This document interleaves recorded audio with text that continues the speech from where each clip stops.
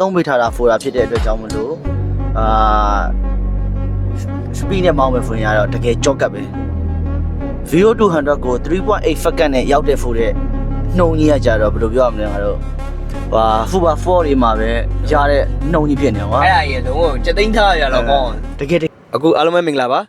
ကျွန်တော်အခုရောက်နေတဲ့နေရာလေးကတော့ဒါကျွန်တော် BIC ကတွင်းတဲ့ F4Ever S5 2025ရဲ့ကားတွင်းကန်းလေးထဲမှာရောက်နေရပါဗျဒီကောင်လေးကဆိုတော့လက်ရှိ EV ထဲမှာဆိုတော့တော်တော်လေးကိုရေပန်းစားလာတယ်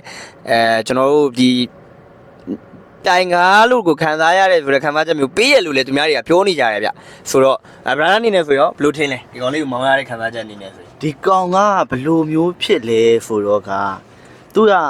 ဂျူရဲမော်တာကိုသုံးပေးထားတာဂျူရဲမော်တာသုံးပေးထားတာဖိုတာဖြစ်တဲ့အတွက်ကြောင့်မလို့စပီးနဲ့မောင်းမယ်ဆိုရင်ကတော့တကယ်ကြော့ကပ်ပဲ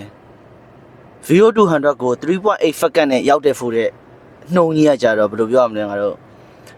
Fuba 4တွေမှာပဲရတဲ့နှုံကြီးဖြစ်နေကွာအဲ့ဒါကြီးလုံးဝစက်သိန်းထားရတော့ကောင်းတကယ်စက်သိန်းထားရရတာကြီးကျွတ်စီတကယ်ကြော့ကပ်ပဲလားဒါနင်းလိုက်တာနဲ့ကြော့ကပ်ပဲလားပြောမယ်ဆို highway မှာသွားတယ်ဆိုရင်တော့လုံးဝအဖြုတ်ပဲပေါ့ကျွန်တော်တို့ဒီရန်ကုန်မန်းလေးအမြန်လမ်းဆိုရင်တော့ပြောရကိုမလိုတော့အောင်ကိုဖြုတ်လို့ကောင်းမယ်ကားကြီးဖြစ်သွားဖြုတ်လို့တော့ကောင်းတယ်ဖြုတ်လို့ကောင်းသလောက်လေအားတဲ့ကုန်တယ်အဲ့ဒါတော့တော်တော်ကြီးကိုဆိုးတယ်ကျွန်တော် EV ကလက်ရှိမှာတော့ကျွန်တော်တို့ဒီမြန်မာနိုင်ငံအောက်ပိုင်းမှာတော့ station နေနေတွေကတော့ပေါ်လာတယ်နော်ဆိုတော့ EV ကအရင်တော့ပြောမယ်ခေါင်းခဲကြတော့မလို့တော့ဘောနော်ဒါပေမဲ့တခုတော့ရှိတာဒီကောင်လေးကကျွန်တော် 4 type ပုံစံလောက်ထားတာဖြစ်တဲ့အတွက်ဒီ ground gear ဘိုင်းကတော့နည်းနည်းလေးနှိမ့်တာဖြစ်တဲ့အတွက်ကတော့ဂျိုင်းကွက်လီပါလေးကတော့စကားပြောတာပေါ့ကျွန်တော်မြန်မာနိုင်ငံလည်းသိရတာကိုလန်းကိုသိရပါကျွန်တော်မင်းကူတာမျက်နာပေါ်မှာမှကျွန်တော်ဒီဝရညံလိုမျိုးပြောမယ်ဆိုဆုပ်ပြတ်တက်နေလားဆုပ်ပြတ်တက်နေပြီဆိုတော့ဒါဆော်ကားတော့မဟုတ်ပါဘူးဒါကျွန်တော်မြန်မာနိုင်ငံလည်းအနေထားကိုပြောကြည့်ရပါတော့အခုဖိုငလင်းရလှုပ်ထားတော့ကျွန်တော်တို့မင်းလေးကလည်းငလင်းရလှုပ်ထားရဆိုအချိန်ကြီးတော်တော်လေးကိုဆုံးနေဆိုတော့ဒီကားလေးနဲ့ဆိုရင်တော့ကျွန်တော်ပြောလို့ပဲမြို့တင်းသွားလာမယ်ဆိုတော့တော်တော်လေးနဲ့ကြွပါတယ်Forgy ကားForgyကားလို့လည်းချော်လို့ရတယ်လုံးဝအခုလက်ရှိထိုင်နေရတဲ့ခံစားချက်ကကိုတော်တော်မိုက်တယ်လို့ပြောလို့ရတယ်เนาะဆိုတော့နောက်တစ်ခုအနေနဲ့ကျွန်တော်ပြောချင်တာကတော့ဒီကောင်လေးကစပီကာဘိုင်းလေးလည်းမိုက်တယ်စပီကာဘိုင်းလေးမှာမိုက်တာထက်ကိုမိုက်တယ်တော်တော်ပြောကြရမလို့လောက်အောင်ကိုမိုက်တာဘာလို့လဲဆိုတော့စပီကာ15လုံးတောင်ထည့်ထားပေးတယ်လို့ပြောလို့ရတယ်လို့ဒီကောင်မူဖာတွေကလည်းကောင်းကောင်းကြီးကိုအလုပ်လုပ်တယ်ဝူဖာအလုပ်လုပ်တယ်မလုပ်တယ်ကတော့နောက်ကဝူဖာအင်းတွေကိုစက်သိမ်းထားပြအောင်လားနောက်တစ်ခုကကျွန်တော်ပြောလို့ပေါ့ဒီကောင်လုံးဝဒီကောင်ထဲမှာ time speaker ကြီးကိုဖွင့်နေရတဲ့ခံစားချက်ကလုံးဝဒါကကျွန်တော်ပြောလို့ပဲ KTV ဆိုတဲ့ခံစားချက်ကြီးပဲဗျာဟောလာမင်းတို့ဂျေဗင်တို့3ရတော့လို့လားမဆိုင်အဲ့ဒါမလုံးအဲ့ဒါနောက်နဲ့ကျွန်တော်မှဒါတော့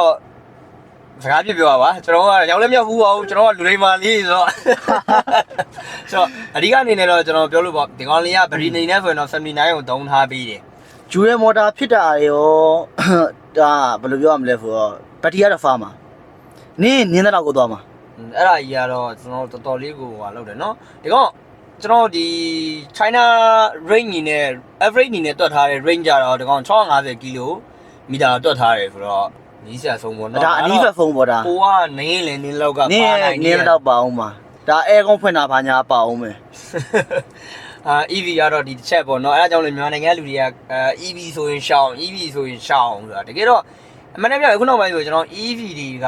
တစည်းလောက်ကတော့ပိုင်ဆိုင်နေတယ်လို့ထင်တယ်တော့ကျွန်တော်ကိုအနေနဲ့ဖီကားရှိထားမယ်ဆိုရင် EV တဗီးဝယ်ထားတာလုံးဝမမားတဲ့ရွေးချယ်မှုပဲအဲ့လေးကကျွန်တော်လည်းလက်ခံတယ်ဘာလို့လဲဆိုတော့အခုနောက်ပိုင်းကျွန်တော်ရောင်းလို့လေကျွန်တော်ကတင်းထိုးရောင်းနေတာတော့မဟုတ်ဘူးဗျာ EV ထဲမှာမှကျွန်တော်ပြောလို့ပဲစီကားရှိပါတယ်ကိုမှစီကားကလည်းလုံးဝရှိတယ်ဆိုရင်တော့ EV ကားကတော့စီးထားတယ်နဲ့ဒါပေမဲ့ဒါကအများနဲ့ပြောနေလို့ပေါ့EV ကားစီးပြီးရင်တော့စီကားဆိုတဲ့ခံစားချက်ကြီးဘယ်လိုဖြစ်သွားလဲဒါချေးကုန်မတိုးတာပဲဒီကောင်ဖိုးတယ်ဂျူရဲမော်တာလည်းဖြစ်တယ်ကွာနင်းတဲ့လောက်လည်းပါတယ်ကွာအဲ့လိုမျိုးအနေထားမှာစီကားကို 1.5 လောက်သွားမောင်းမယ်ဆိုရင်ကြတော့ဘယ်လိုအခြေမတိုးနိုင်တော့ဘယ်လိုမှမဖြစ်နိုင်တော့တဲ့ခံစားချက်တကယ်အဲ့ဒါတော့ဆိုတော့အဓိကတော့ကျွန်တော်တို့ပြောချင်တာကတော့မြန်မာနိုင်ငံလူထုတွေပေါ့နော် EV ကိုအရင်စိတ်ပူနေစရာမလိုပါဘူးဗ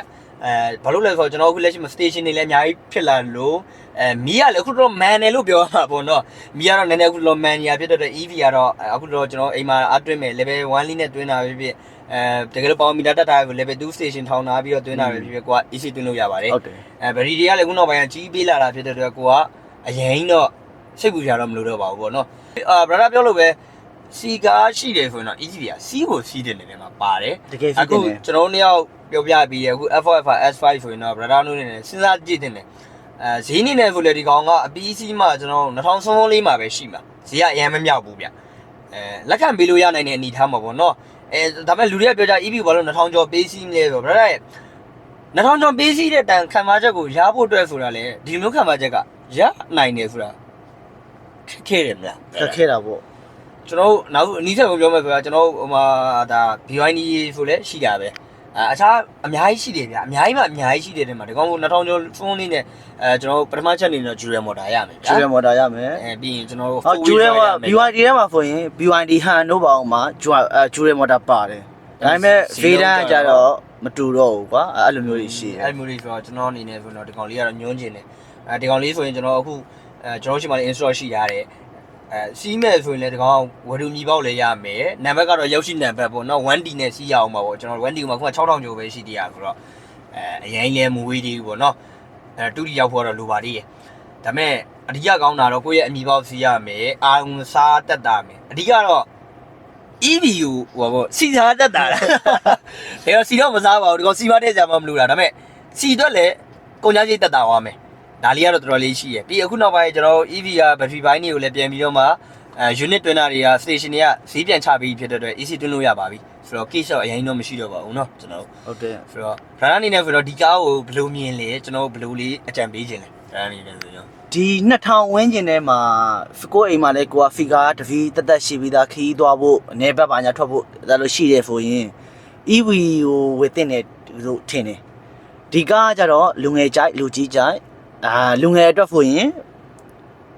ရှုတ်ခံထွက်လို့ရတယ်ဒီကားရေးစီးရစော်တော့နောက်ကနေတပုံကြီးတက်လို့ရဒါကျွန်တော်တို့အကြိုက်မို့လို့ညွန့်ကားကြီးပြောတာမဟုတ်တကယ်ပြောတာဒီကားစီးရင်တော့လုံးဝကိုမိုက်တယ် သူ့ရဲ့လွတ်ကတကယ်မိုက်တယ် ရုပ်ထွက်ပိုင်းကလည်းပြောရမှာမလို့ပါเนาะကျွန်တော်တို့အဓိကတော့ရုပ်ထွက်ပိုင်းလေးလည်းကျွန်တော်နောက်ကကျရင်ကျွန်တော်နောက်ဗီဒီယိုတစ်ခုနဲ့ကောင်းကောင်းလေးတင်ပြပေးမယ်ကျွန်တော်တို့ဒီအခုမိတ်ဆက်ပေးတဲ့ကားလေးကတော့တကယ်လေးလည်းမိုက်တယ်အစင်းစင်းပြည်တယ်ခုနောက်ပိုင်းမှာကျွန်တော်တို့ဝယ်စီတဲ့ကားထဲမှာလည်းပါတယ်ဗျာ EV ကားထဲမှာဆိုရင်တော့ဒါတော့ကျွန်တော်ညီကိုနှစ်ယောက်ကတော့ဒါကျွန်တော်တီးတောက်မတ်တောက်လေးတစ်ချက်ပြောပြပေးတာတော့เนาะရှိုင်းလောက်တာတော့မဟုတ်ပါဘူး brother တို့တီးတောက်မတ်တောက်လေးတစ်ချက်ပြောပြပေးတာဆိုတော့လက်ရှိဝယ်ယူခြင်းနဲ့ဆိုရင်တော့ကျွန်တော် caption မှာရေးထားတဲ့ဖုန်းနံပါတ်ကိုဆက်သွယ်မေးမြန်းပြီးတော့မှဝယ်ယူလို့ရပါတယ်ကားကြည့်ခြင်းနဲ့ဆိုတော့ကျွန်တော်ကိုဒီ caption မှာရေးထားတဲ့ဖုန်းနံပါတ်လေးကိုဆက်သွယ်မေးမြန်းပြီးတော့မှကားကြည့်ရှုနိုင်ပါတယ်ဗျအားလုံးကျေးဇူးတင်ပါတယ်ဗျ